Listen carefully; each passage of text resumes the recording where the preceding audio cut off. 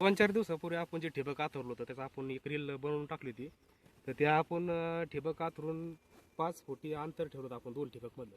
तर त्याच्याबद्दल आता आपला आज व्हिडिओ असा पहिला व्हिडिओ आपला आता का दुसरे म्हणजे पिकाच्या लागवडीसाठी. तर आपण याच्यामध्ये हे ठिबक जे दिसतंय तुम्हाला त्याच्यामध्ये आपण आज सध्या आजच्याला आपली लागवड याच्यामध्ये ऊसाची पूर्ण झालेली ऊस लावलेला आपण याच्यामध्ये. आता ह्याच्यामध्ये तुम्ही बघता त्याची सरी नाही आहे. हे टिपर आपण हे दाबलेले येतं आणि ह्याचे डोळे पहा तुम्ही, हे डोळे याचे खराब आहेत म्हणून आपण हे टिपर टाकून दिलेले आहेत. तर आपण अशी याची लागवड आज आपली पूर्ण आहे. आणि याच्यामध्ये तुम्हाला आता सांगतो मी, याच्यामध्ये आपण हे ठिबकवर आपण ऊस लावलेला आहे आणि ऊसातल्या ह्या सरी किंवा सरी तर नाही आपल्याकडं, पण ह्या ठिबक तर ह्या ठिबकमधलं आपलं अंतर 5 फूट ठेवलेलं आहे आपण. आणि जे आपलं जे ऊसाचं टिपरू आपण दाबलेलं ते डोळा एक डोळा पद्धत लावलेली आपण.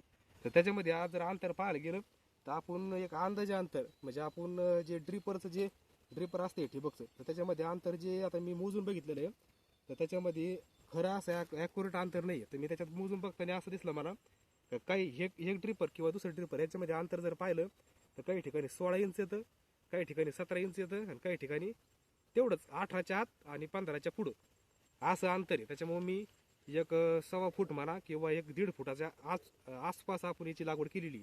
आणि आता आपली आज लागवड पूर्ण झालेली ऊसाची लागवड आहे आपली. त्याच्यामध्ये तुम्हाला विचित्र वाटेल कारण की आमच्याकडं कोणी काही केलं नाही आहे आणि मी पण तुम्हाला आता व्हिडिओ आपला चालूच आहे म्हणून तुम्हाला सांगतो मी. त्याच्यामध्ये मी तुम्ही जर विचार केला त्याने सरी कमी नाही पाडली तर तुम्ही म्हणू शकता का याने पैशाला पाहून सरी नाही पाडली.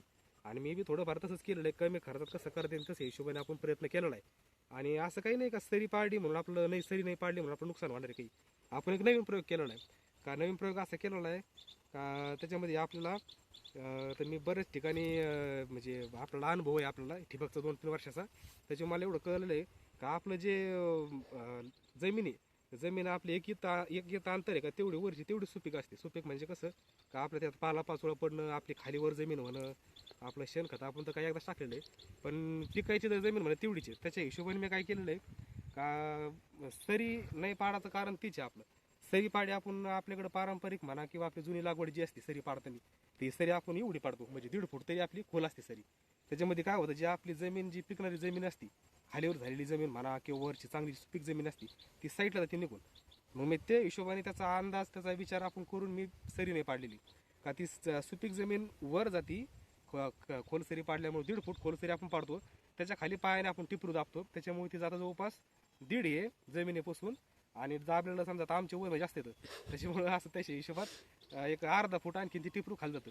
त्याच्यामुळे तिची उगवण क्षमता बी कमी होती आणि त्याला ती जी जमीन आहे ती कडक जमीन असते खालची. त्याचा विचार करून मी पैशाला पाहून म्हणा सरीने पाडली. आणि आपला फायदा असा होईल का सुपीक जमिनीत जी नरम जमीन आहे त्याच्यातच आपलं टिपरू उभं राहणार आहे.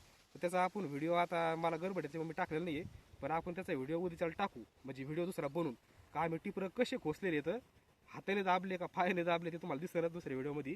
तर त्याचा मस्त मेहनत झालेली आहे, पण आम्ही तसं नियोजन केलेलं आहे का नवीन तंत्रज्ञान थोडेफार पैसे कमी आणि असं नियोजन केलेलं आहे का ते ठिबक आम्ही भिजून घेतलेलं पहिले एक दिवस आणि त्याच्यानंतर आम्ही त्याच्या टिपरं दाबले. त्यानंतर तुम्हाला सांगितलंच आहे डबल डबल काय सांगत नाही. आणि जर वाहनाचं जर पाहायला गेलं तर आपण 265 आपण त्याच्यात ऊस लावलेला आहे 265. आपण फक्त एवढंच केलेलं आहे का नवीन तंत्रज्ञानामध्ये आता मी तुम्हाला जास्त नाही सांगणार कारण की लय वेगळं होतं. तर त्यामध्ये आपण नवीन तंत्रज्ञानामध्ये आपण असंच केलेलं आहे का जे जुनी पद्धती ती आपण त्यातले थोडे गोष्टी घेतलेल्या आहेत आणि बाकी सारे आपण नवीन घेतलेले आहे. तर त्याच्यामध्ये आपलं सरीने पाडणं, डायरेक्ट सरीने पाडताना टिपरं दाबणं म्हणजे आपलं ठिबकवर टिपरं दाबणं. म्हणजे आता मला वाटतं उगवण क्षमता आपली आता ती मी आता नाही सांगू शकत, उगवण क्षमता ज्यावेळेस होईल त्यावेळेस आपल्याला कळणार आहे किती उगवतं किती नाही. पण आता ते आम्ही विचार करूनच दाबलेलं आहे का मातीतच टिपूर दाबाचा विषय आहे ना. मातीत खोल दाबा किंवा वर ठेवा त्याचं काही नाही, फक्त मातीत गेलं म्हणजे त्याची उगवण क्षमता होणारच आहे. तर ते आपण नंतर जसे जसे आपली आता ऊस उगायला सुरू होईल त्यावेळेस आपण व्हिडिओ देऊ.